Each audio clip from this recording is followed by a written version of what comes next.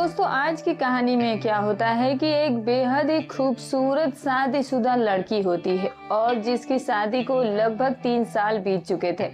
लेकिन जो उसका पति होता है वो उसके साथ नहीं रहा करता था, जिसकी वजह से वो मायके में आकर के रहा करती थी। और उसकी एक बहुत ही हैंडसम और स्मार्ट भाई भी होता है जो कि हमेशा ही उसके साथ लगा ही रहता था, हंसी मजाक करता रहता था। और उस समय चैत का महीना था और सभी जगह गेहूं की कटाई हो रही थी। गांव के सभी लोग जो थे वो अपने अपने खेतों में गेहूं की कटाई कर रहे होते हैं। और तभी एक दिन वो दोनों भाई बहन जो होते हैं वो भी अपने खेत में गेहूं काटने के लिए चले जाते हैं। और जब वो वहां पर जाते हैं और जब थोड़ी देर तक वो गेहूं काटते हैं तो फिर दोस्तों जो बहन होती है उसको काफी तेज धूप लगने लगती है। तो वो खेत के ही बगल में एक आम का छोटा सा पेड़ होता है, उसी पेड़ के नीचे जाकर के बैठ जाती है। लेकिन दोस्तों जो भाई था वो अपना काम करते जा रहा था, गेहूं कटाई करते जा रहा था। लेकिन फिर बाद में वो भी गेहूं की कटाई छोड़ करके अपने बहन के पास उसी आम के पेड़ के नीचे आकर के बैठ जाता है। और फिर दोनों साथ में कुछ देर तक वहीं पर बैठे रहते हैं और एक दूसरे से कुछ बातें वगैरह करने लगते हैं।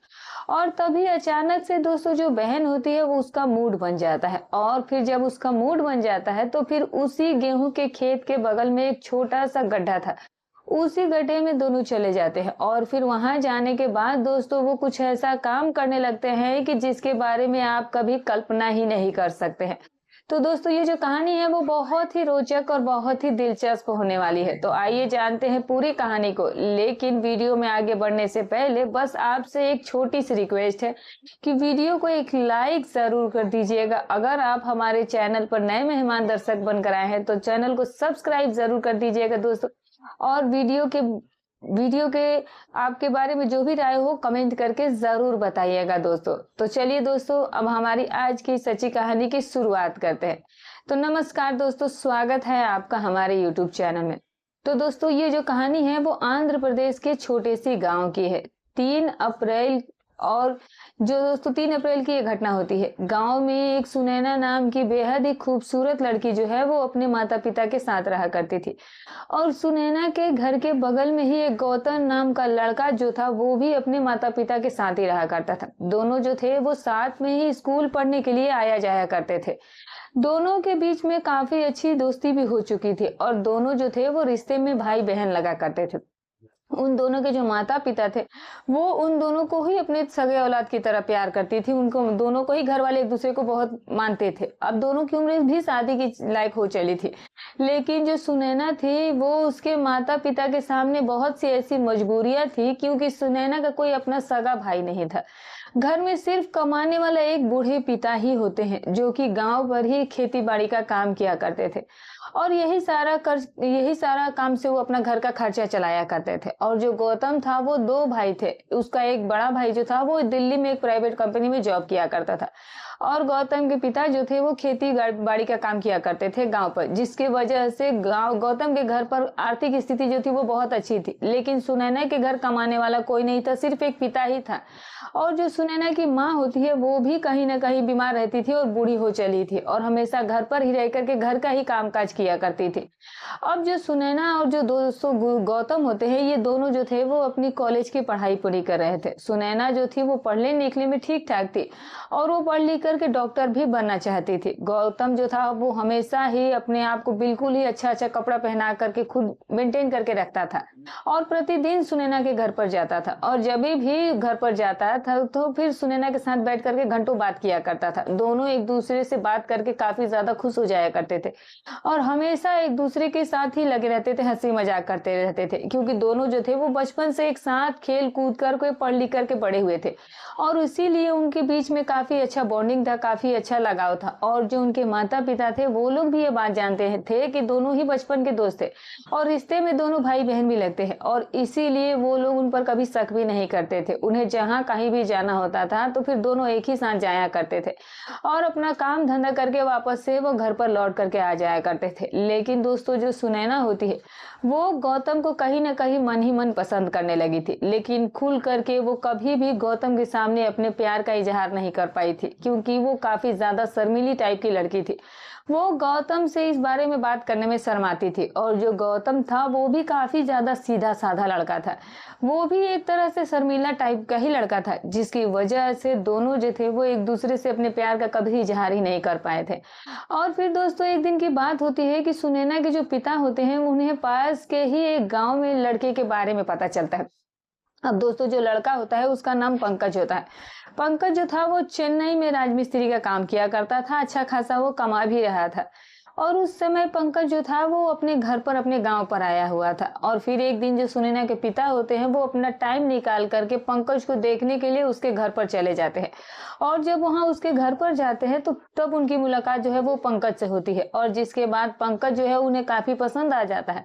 और फिर उसके बाद सुनैना के पिता जो है वो पंकज के माता पिता से सुनैना और पंकज के शादी के बारे में बातचीत करते हैं, और जिसके बाद पंकज के माता पिता भी पंकज की शादी जो है वो सुनैना के साथ करने के लिए राजी हो जाते हैं। और फिर दोस्तों वहीं पर पंकज और सुनैना की शादी की दिन तारीख सब कुछ तय कर दी जाती है। और फिर सब कुछ हो जाने के बाद जो सुनैना के पिता होते हैं वो अब सीधे वहां से अपने घर पर चले आते हैं। और जब वो अपने घर आते हैं तो फिर ये बात वो अपनी बेटी सुनैना और अपनी पत्नी को भी बताते हैं कि अब जो सुनैना है वो ज्यादा दिन की मेहमान नहीं है, बस कुछ ही दिनों में इसकी शादी जो है वो हो जाएगी और फिर ये अपने पति के घर अपने ससुराल चली जाएगी। मैं इसके लिए लड़का भी पसंद करके आ गया हूँ। और फिर इसके बाद दोस्तों जब सुनैना को इस बारे में पता चलता है कि उसके पिता जो है वो शादी बगल के ही गाँव में तय कर चुके हैं, तो फिर वो इससे कहीं ना कहीं काफी दुखी हो गई थी और घर के एक कोने में जा करके फूट फूट करके रोने लगती है और अपनी माँ से कहती है कि माँ मुझे अभी शादी नहीं करनी है, मैं अभी आगे की पढ़ाई करना चाहती हूँ, मेरा सपना है पढ़ लिख करके डॉक्टर बनना है। लेकिन पिताजी जो है वो मेरे साथ तो अन्याय कर रहे हैं, उनको तुम जा करके मना कर दो कि मैं शादी नहीं करना चाहती हूँ। लेकिन दोस्तों जो सुनैना की माँ होती है तभी वो कहने लगती है कि देखो बेटी, हर लड़की को एक न एक दिन तो अपने मायके छोड़ करके ससुराल जाना ही होता है, पति का घर उसे संवारना ही होता है, और तुम तो वैसे भी अब शादी की उम्र हो चली है तुम्हारी, और तुम्हें तो हमारे गरीबी और हमारे हालातों के बारे में भी अच्छे से मालूम है कि तुम्हारे घर में कमाने वाला सिर्फ और सिर्फ तुम्हारे पिता है और तुम्हारे पिता के अलावा और कोई नहीं है, और वो भी खेती बाड़ी का काम किया करते हैं, घर में कोई बाहरी आमदनी भी नहीं है, तो फिर तुम अपनी पढ़ाई भी कैसे पूरी कर पाओगी। और इसीलिए बेटी तुम जो मेरी बात को मानो और तुम शादी करके अपना घर बसा लो और अपने पति के साथ अपने जीवन की नई शुरुआत करो। जिसके बाद दोस्तों जब सुनैना अपनी माँ की इतनी बातों को सुनती है तो फिर वो बिल्कुल ही चुप हो जाती है। और फिर उसके बाद दोस्तों जब गौतम को सुनैना की शादी के बारे में पता चलता है तो फिर दोस्तों वो भी काफी ज्यादा उदास हो जाता है और फिर सुनैना से मिलने के लिए वो आखिरी वक्त में उसके घर पर जाता है और फिर वहां जा करके वो सुनैना से मिलता है और सुनैना अपने गौतम को उस वक्त देख करके फूट फूट कर रोने लगती है और गौतम भी, उसके भी आंखों में आंसू आ गए थे, दोनों ही एक दूसरे के गले लग करके फपक फपक कर रोने पड़ते हैं। तभी गौतम सुनैना से कहने लगता है कि सुनैना तुम शायद मेरी नसीब में ही नहीं थी, तुम्हारी शादी तो अब कहीं और हो रही है और मैं तुमसे जो सोचा था अपनी दिल की बात कहने की वो कभी बोल ही नहीं पाया। और फिर उसके बाद सुनैना भी गौतम से यही बातें कहती है कि गौतम मैं भी तुम्हें मन ही मन पसंद करती थी, लेकिन कभी भी इसके बारे में मैं तुम्हें बता ही नहीं पाई, लेकिन आज मैं जाते जाते तुमसे ये बात जरूर बता देना चाहती हूँ कि मैं तुम्हें बहुत ही ज्यादा पसंद करती थी।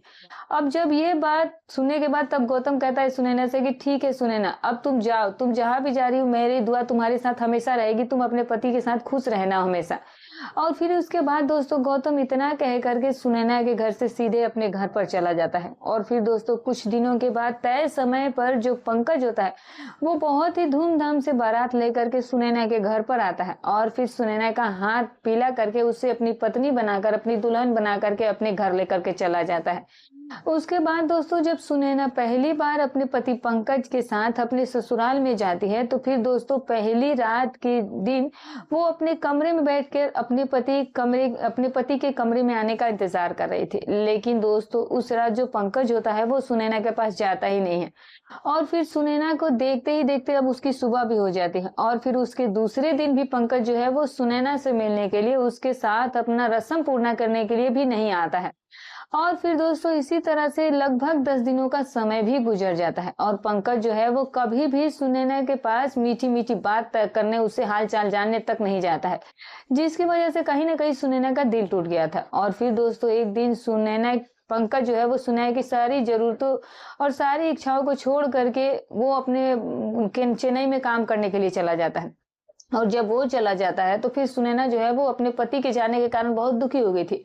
वो अपने सास ससुर से तक की बात नहीं करती थी। और फिर दोस्तों इसी तरह से जब और कुछ दिन बीत जाते हैं तो फिर एक दिन सुनैना की सास जो होती है वो सुनैना से कहती है कि तुम्हारा पति तो चेन्नई में रहता है और वहीं पर एक महिला के साथ हमें पता चला है कि उसे लगाव भी है, तो शायद हमको नहीं लगता है कि वो तुम्हारे पास लौट करके आएगा। और अब वो ऐसे भी वो 2-3 सालों के बाद ही लौटता है। अब दोस्तों जब इतनी बातें सुनैना अपनी सास के मुंह से सुनती है तो उसे इस बात का विश्वास नहीं हो रहा था। और फिर दोस्तों जब सुनैना को अपने ससुराल में रहते हुए 6 महीने का समय गुजर जाता है और जब उसका पति पंकज जो है वो उससे मिलने के लिए घर पर नहीं आता है, ना ही उसे फोन करता है, तो फिर सुनैना को भी अब कहीं ना कहीं विश्वास हो गया था कि जो उसकी सास कह रही है शायद वो सही कह रही है। और जिसके बाद दोस्तों एक दिन जो सुनैना होती है वो मौका देख करके ससुराल से सीधे मायके चली जाती है। और फिर जब वो मायके में आती है और जब उसकी मुलाकात अपने बूढ़े माता पिता से होती है तो फिर दोस्तों वो अपने माँ को देख करके रोना शुरू कर देती है,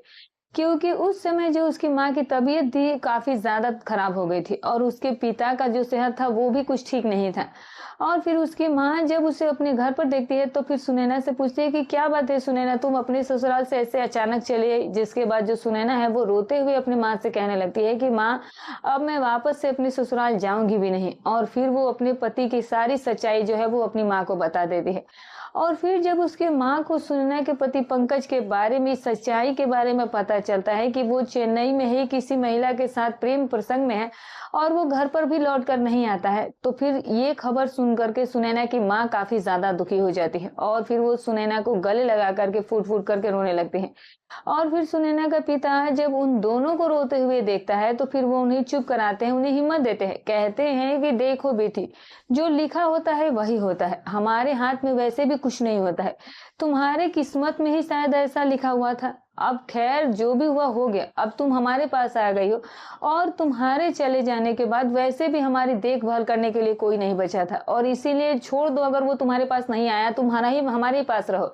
और फिर उसके बाद से दोस्तों जो सुनैना होती है वो अब अपने माता पिता के साथ ही अपने मायके में रहने लगती है। और फिर दोस्तों एक दिन की बात होती है कि चैत का महीना होता है और उस समय खेतों में गेहूं की फसल की कटाई चल रही होती है। गांव के सभी लोग जो थे वो अपने अपने खेतों में गांव की गेहूं की कटाई कर रहे थे और गौतम भी अपने खेत में गेहूं का फसल लगाया था जो कि पक चुका था और अब उसे भी वो काटना था।